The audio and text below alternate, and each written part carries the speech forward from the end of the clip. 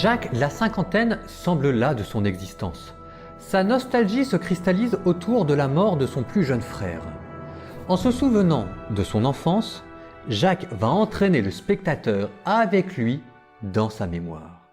Il s'agit de L'Arbre de la vie, The Tree of Life, un film de Terrence Malick, Palme d'Or au Festival de Cannes en 2011, et probablement l'un des plus grands films religieux et chrétiens des 20 dernières années. Dieu est le sujet principal du film.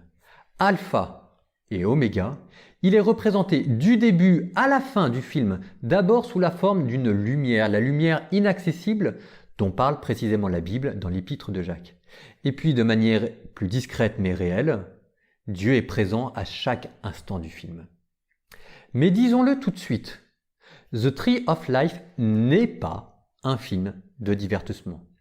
Pas d'action percutante, pas d'histoire sentimentale, pas de dialogue serré, pas de grand scénario. Si ce livre était un livre, ce serait un livre de poésie. Il s'agit de méditer et de contempler. On y contemple un homme qui se questionne sur sa vie, la mort, la rédemption.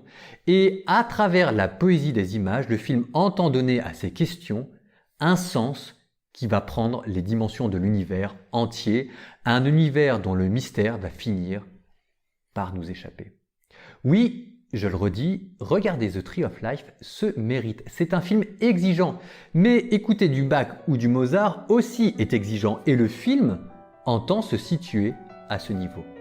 C'est un film follement ambitieux. Alors, comme tous les films ambitieux, ou bien on adore, ou bien on déteste. Et les critiques de cinéma sont partagées en conséquence.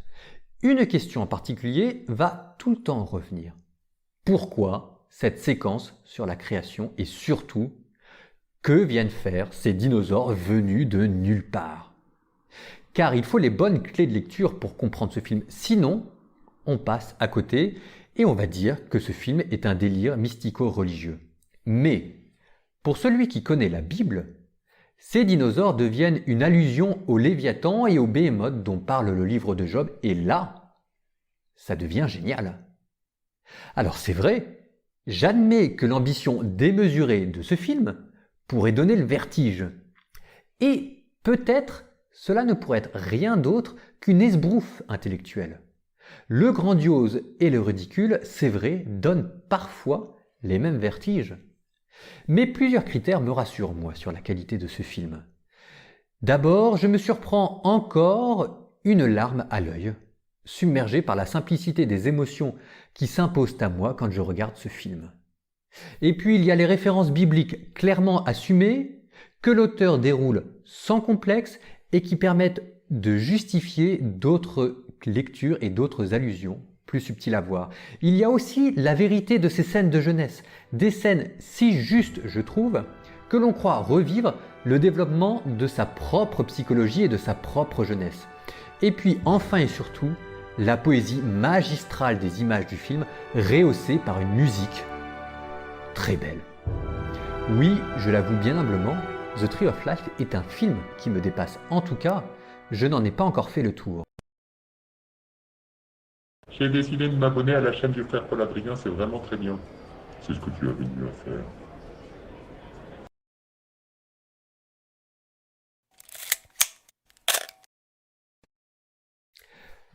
Redisons-le, regarder The Tree of Life est aussi magnifique qu'exigeant. Faute d'avoir les bonnes clés de lecture, on passe à côté de ce film. Et même avec les bonnes clés de lecture en main, la porte reste difficile à ouvrir. Commençons donc avec la première clé de lecture, celle que Terrence Malick vous donne dès le début du film. Et c'est Job, mise en exergue du film avec une citation de la Bible. Job qui dans la Bible a tout perdu, ses enfants, sa richesse, sa santé et qui se révolte contre Dieu parce que c'est tout ce qui lui reste pour sauver sa dignité. Job dans le film, ça va être cette mère qui a perdu son fils. Nous ne saurons rien sur les circonstances de la mort du fils. On peut imaginer le pire ou rien du tout. D'ailleurs, la question n'est pas là.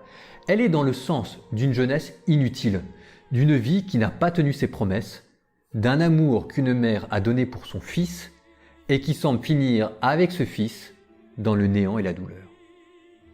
Et grâce à Job comme clé de lecture, on comprend que la mort de cet enfant est moins importante pour elle-même, d'où le scénario un peu moins important, la mort est moins importante pour elle-même que pour le symbole qu'elle représente. Le symbole de la douleur et de la souffrance par excellence. Un parent qui enterre son enfant. Et alors on comprend, toujours grâce à Job, les paroles lénifiantes du curé, les platitudes mensongères de la voisine, la solitude où votre conjoint vous enferme.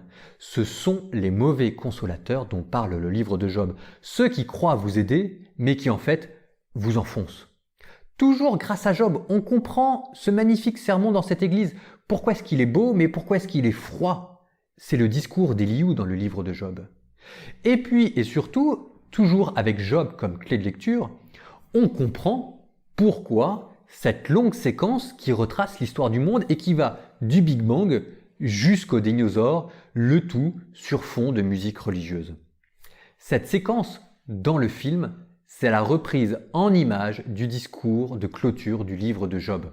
Un discours où c'est Dieu lui-même qui prend la parole pour décrire à Job les merveilles de sa création. Le bien, le mal, la vie, la mort. Faute de voir les références à Job, on passe à côté de cette séquence que l'on trouve alors pompeuse. Mais en vérité, cette séquence vise à nous faire comprendre comment fonctionne la réponse de Dieu dans Job. C'est une réponse qui prend la forme d'une révélation.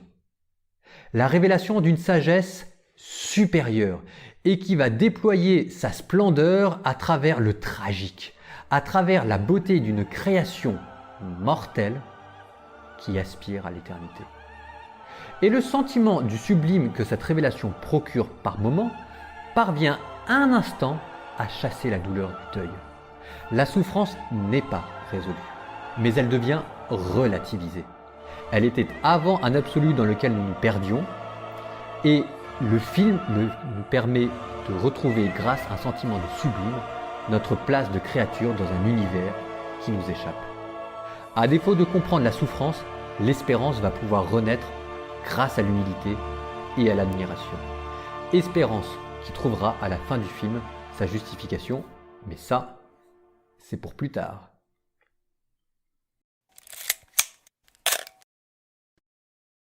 Après le livre de Job comme première clé de lecture, en voici une deuxième que le film va vous donner à travers une voix off et qu'elle vous donne en ouverture du film. Citation: « Les religieuses nous ont appris qu'il y avait deux chemins dans la vie, le chemin de la nature et le chemin de la grâce. Et tu dois choisir lequel tu vas suivre. » On retrouvera ce thème des deux voies dans le film à travers l'histoire de cette famille. Le père, figure autoritaire et stricte, joué par Brad Pitt, qui incarne le chemin de la nature, suivre son propre voie, être dur face à l'adversité, réussir sa vie à la force du poignet. Et d'autre part, la mère, figure de délicatesse et d'humilité, jouée par Jessica Chastain, la mère qui incarne la voie de la grâce, l'amour qui sourit à travers toute chose. Et puis Jacques, le fils, Jacques, joué par Sean Penn, qui incarne lui le conflit que la nature et la grâce se livrent, car il va retrouver en lui ces deux traits qui lui viennent de son père et de sa mère. Mais cette clé de lecture doit être maniée avec délicatesse, sous peine de caricaturer le propos du film.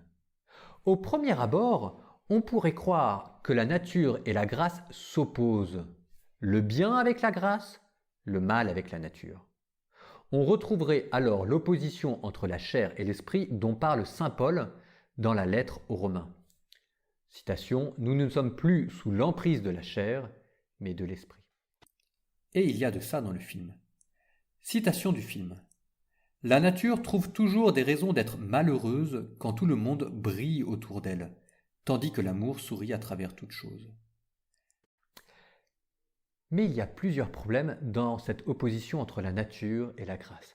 D'abord, un problème biblique. La chair n'est pas la nature chez saint Paul. La chair, c'est saint Paul, représente la nature humaine corrompue par le péché.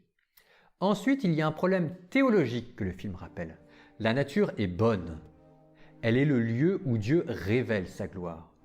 D'où ces images de la création dans le film. Et enfin, il y a le bon sens éducatif que le film, lui encore, vous rappelle. Le père et la mère s'opposent, oui, mais dans le cadre d'une alliance conjugale. C'est la nature et la grâce qui éduquent ensemble les enfants. Tout caricatural que soit le père, il a aussi une part de vérité. Il nous rappelle que le monde est dur et que le travail est une valeur. Et d'ailleurs, quand le père s'en va en voyage, les enfants font n'importe quoi.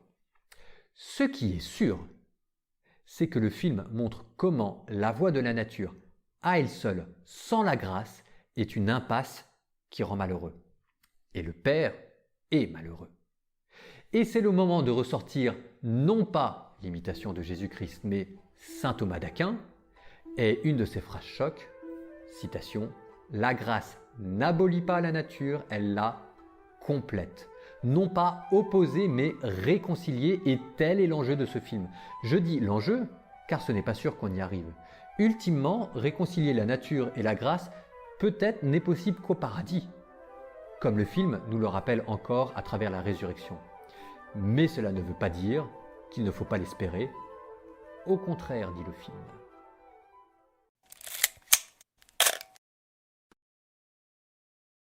Après la nature et la grâce, après le livre de Job, je vous propose comme troisième clé de lecture du film The Tree of Life, tout simplement son titre, L'arbre de la vie.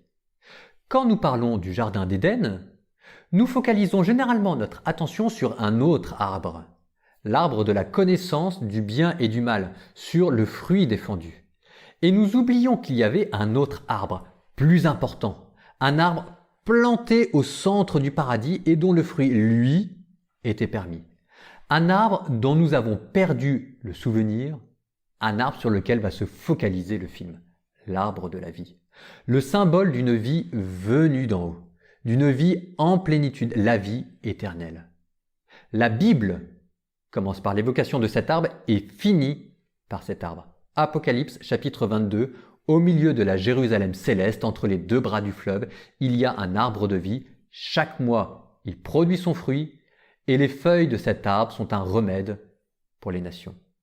Le film commence par cet arbre lui aussi et termine par cet arbre. Et à travers lui, le thème de la vie éternelle va être déployé dans le film, à travers les images récurrentes d'arbres, mais aussi à travers le spectacle plus large de la nature. L'arbre de la vie, c'est la nature traversée par la gloire. La terre et la végétation qui laissent pressentir quelque chose de Dieu et de la vie éternelle. Mais les autres éléments vont être utilisés pareillement dans le film. Le feu, qui va lui aussi faire pressentir Dieu et la vie éternelle comme lumière inaccessible, comme volcan de vie. De même, le vent, dans le film, fait pressentir lui aussi la vie éternelle, son murmure, son inspiration, sa légèreté. Et puis et surtout, l'eau, le symbole de la vie par excellence dans le film. L'eau qui donne la vie, l'eau qui lave et rafraîchit, l'eau qui s'épanche dans un fleuve aux dimensions de l'éternité. L'absence d'eau devient l'absence de vie, le désert où Jacques s'aventure pour se confronter à ses propres questions et à ses propres doutes.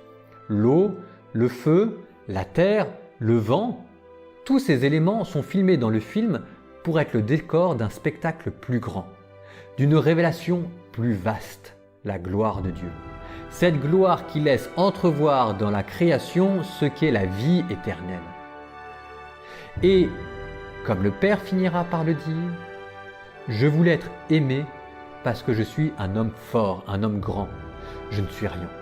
Regarde, la gloire autour de nous, les arbres, les oiseaux. J'ai vécu dans la honte.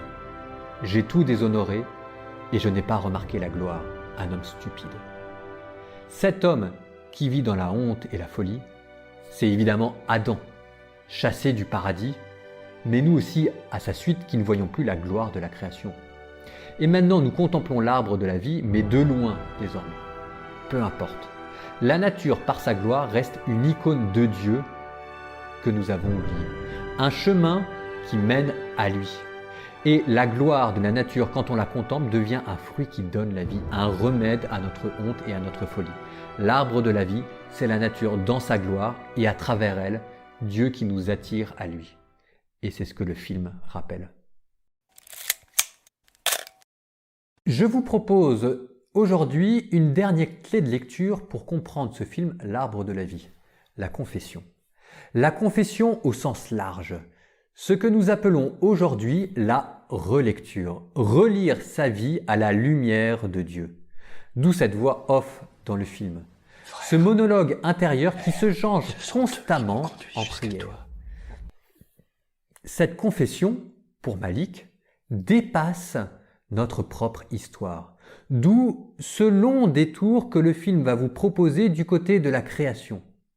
Car même la plus infime vie engage l'univers entier dans le film. Elle est une destinée, la vie humaine est une destinée. Notre histoire ne commence pas avec nous, elle commence avec l'éternité, avec Dieu qui nous a voulu, avec ces tournesols dans le film, constamment tournés vers le soleil et qui évoquent pour nous les anges tournés vers la face de Dieu avant la création, avant même que nous n'existions. Et puis le film montre que Dieu déroule son plan. Dieu qui, par-delà les siècles d'évolution, va nous façonner patiemment. Et le film bascule. De la création de l'univers, on passe à l'histoire personnelle. Dieu qui, après nous avoir créés, après avoir créé le monde, va donner un nom à Jacques, le héros du film. On le voit naître, grandir, entouré de l'amour de ses parents. Et toujours cette voix off qui confesse Dieu dans une sorte de prière incessante. Les premières jalousies, les premières transgressions. Et puis de la jeunesse, le film passe à l'adolescence. La découverte du mal, que ce mal soit physique, qu'il soit d'ordre moral. Et avec la découverte du mal, la découverte de la mort et du tragique. Et puis on passe à la crise d'adolescence, à la remise en cause de l'autorité, l'insolence envers les parents qui se changent en haine et qui entraînent des fautes conscientes et voulues chez les adolescents. Ces jeux d'adolescents quasi insignifiants, mais qui sont pourtant lourds de révolte. Et le film évoque avec pudeur la découverte de la sexualité, vécue comme un tabou et qui pousse aux bêtises honteuses. Tout cela est décrit dans cette confession avec des images délicates. Et il est difficile de ne pas s'y retrouver, que l'on ait vécu ou non ces situations. Le jeune acteur joue remarquablement. La caméra choisit toujours des angles personnels. À chaque fois, on s'arrête sur un cliché suffisamment puissant pour évoquer notre propre jeunesse. Et puis, fin de la crise d'adolescence. L'enfant commence à trouver sa propre voie et découvre la miséricorde. On passe à la vie adulte. Et cette confession que le film met en image bascule une dernière fois. Le rythme s'accélère. Les siècles défilent. Le récit autobiographique qui commençait avec la création du monde et avant nous, nous dépasse et maintenant finit par déboucher sur la fin du monde, la résurrection de la chair, la réconciliation, les retrouvailles et à nouveau ces images de tournesol. Mais ils évoquent à présent le terme de notre destinée. Constamment tournés vers le soleil, c'est la vision béatifique des élus au paradis. Jacques le héros se réveille et nous ramène sur terre. La confession s'achève en espérance. Fin du film.